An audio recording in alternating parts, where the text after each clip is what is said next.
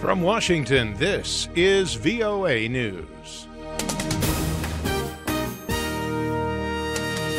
I'm David Byrd reporting U.S. President Donald Trump took part in a formal dinner with British Prime Minister Theresa May at Blenheim Palace on Thursday night. The President and First Lady watched a review of a military band with May and her husband before entering the black-tie dinner. Hundreds of demonstrators had chanted outside the U.S. ambassador's residence where Trump was staying on the outskirts of London, providing a preview of the forceful protests expected during his two-day British stay. Mr. Trump is on his first working visit to the country and will meet Prime Minister Theresa May and Queen Elizabet II during his trip. May's government has been rocked by resignations from ongoing tumult over Brexit, the nation's contentious vote to leave the European Union. Mr. Trump came to Britain after a contentious NATO summit in Brussels.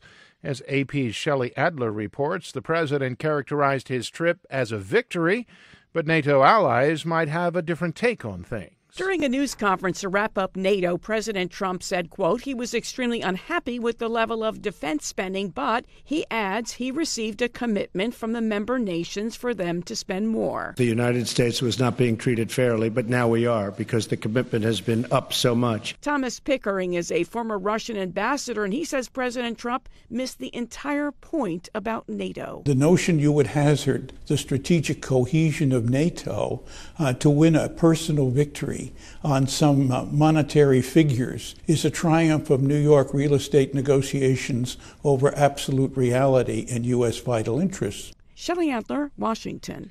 For more on these stories and the rest of the day's news, visit our website. This is VOA News.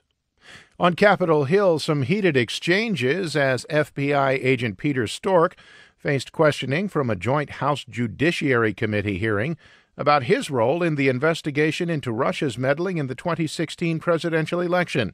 AP's Ed Donahue reports. Strzok read some of the text during the hearing. What the F happened to our country, Lise? Texas Republican Louis Gohmert brought up Strzok's affair with the person who got that text, a former FBI lawyer. When I see you looking there with a little smirk, how many times did you look so innocent into your wife's eye and lie to her about Lisa? Strzok says his opinions about President Trump and others had nothing to do with his work. At no time in any of these texts did those personal beliefs ever enter into the realm of any action I took. Strzok says Gohmert's comments about his personal life say a lot about the congressman's own character. Ed Donahue, Washington.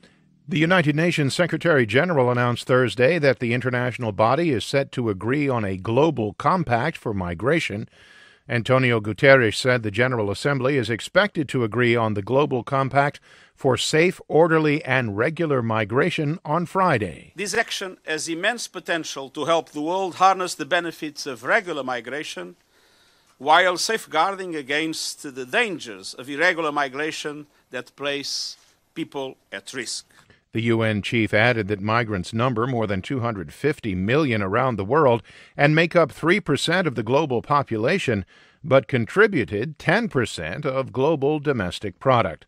He added that more than 60,000 people on the move have died since 2000 at sea, in the desert, and elsewhere, and often migrants and refugees are demonized and attacked. Police in Pakistan have allegedly rounded up hundreds of supporters of former Prime Minister Nawaz Sharif, one day before he is due to return to the country with his daughter, where both face arrest. The anti-corruption court last Friday sentenced the former prime minister and his daughter to 10 and 7 years in prison in absentia for failing to explain how they acquired their expensive properties in London.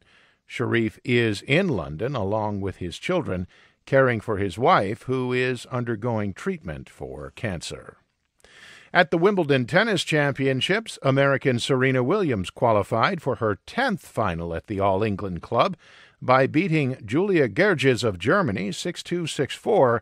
In Saturday's final, Williams plays another German, 11th seed Angelique Kerber, who beat Latvia's Jelena Ostapenko 6-3 and 6-3.